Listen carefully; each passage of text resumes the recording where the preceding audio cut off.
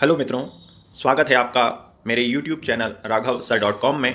आज हम कक्षा 10वीं विषय विज्ञान के अध्याय 1 रासायनिक अभिक्रियाएं एवं समीकरण के समझ आधारित महत्वपूर्ण प्रश्न को समझ रहे हैं। आज का हमारा पहला प्रश्न है, निम्न में कौन सा भौतिक तथा रासायनिक परिवर्तन है। हमें बताना है कि दिए गए प्रश्न में से कौन सा परिवर्तन भौतिक परिवर्तन है और कौन सा रासायनिक परिवर्तन।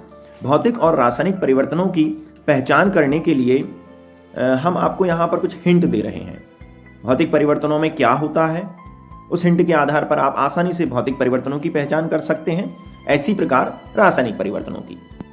देखिए, भौतिक परिवर्तन किसे कहते हैं। भौतिक परिवर्तन वे परिवर्तन हैं जिनमें पदार्थ के भौतिक गुण अर्थात अवस्था एवं आकार बदलते हैं, परंतु रासायनिक गुण अर्थात पदार्थ की आंतरिक संरचना या हम बोलते हैं आणविक संरचना नहीं बदलती।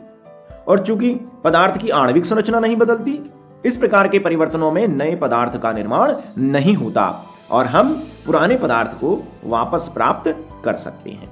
तो भौतिक परिवर्तन में केवल अवस्था बदलेगी।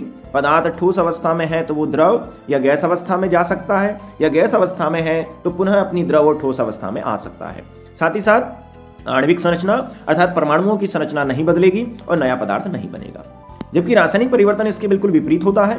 इसमें पदार्थ के भौतिक गुण के साथ साथ रासायनिक गुण भी बदल जाते हैं। अर्थात पदार्थ की अवस्था और आकार तो बदलेगा ही, साथ ही साथ उस पदार्थ की आणविक संरचना अर्थात परमाणुओं के आपस में जुड़ने की व्यवस्था भी बदल जाएगी।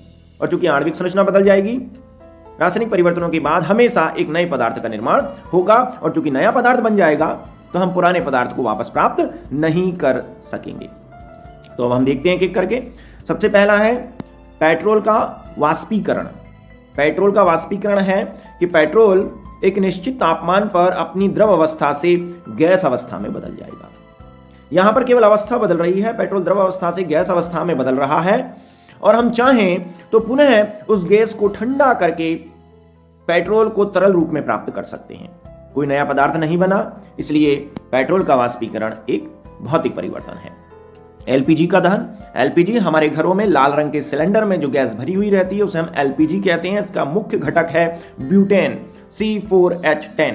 जब इसका दहन होता है अर्थात जब ये ऑक्सीजन की उपस्थिति में जलती है तो ये कार्बन डाइऑक्साइड और जलवाष्प अर्थात H2O में बदल जाती है और हमें ढेर सारी ऊष्मा मिलती है। इस प्रक्रिया में एलपीजी लगातार नष्ट होती जाती है और वह नए पदार्थों में बदलती जाती है। हम चाहें कि वापस से हमें एलपीजी मिल जाए, ब्यूटेन मिल जाए, तो ये संभव नहीं है। धीरे धीरे हमारा सिलेंडर खाली हो जाता है। तो इस प्रकार एलपीजी के दहन में नया पदार्थ बनता है, एलपीजी धीरे धीरे नष्ट हो जाती है। इस प्रकार इसे हम रासायनिक परिवर्तन कहेंगे। किसी लोहे की छड़ को रक्त तप्त गर्म करना। रक्त तप्त यानी उसको इतना गर्म करो कि वह खून की तरह लाल हो जाए। तो अगर हम किसी लोहे की छड़ को आग में रखकर अगर बहुत अधिक गर्म करें और वो रक्त तप्त हो जाए, तो यहां पर कोई नया पदार्थ नहीं बदल रहा है। लोहे के परमाणुओं की संरचना में कोई परिवर्तन नहीं हो रहा है। वो पहले भी लोहा था, रक्त तप्त होने के बाद भी लोहा है। हम उसे ठंडा करके पुराने लोहे को वापस प्राप्त कर सकते हैं। इस प्रकार ये भी एक भौतिक परिवर्तन की श्रेणी में आएगा। ठोस अमोनियम क्लोराइड का ऊर्ध्वपातन। ठोस अमोनियम क्लोराइड को हम नौसादर भी कहते हैं। ये फिनाइल की गोलियों में मिलाया जाता है।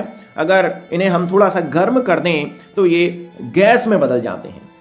ठोस अमोनियम क्लोराइड या नौसादर को अगर हम गर्म कर दें तो ये ठोस अवस्था से सीधे गैस अवस्था में बदल जाते हैं, बीच में द्रव अवस्था नहीं आती। इसी को हम कहते हैं ऊर्ध्वपातन।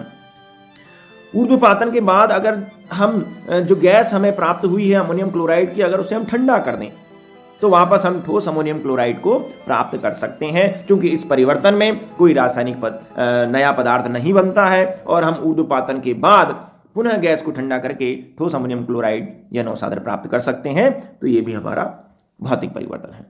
उम्मीद है आपको यह वीडियो पसंद आया होगा।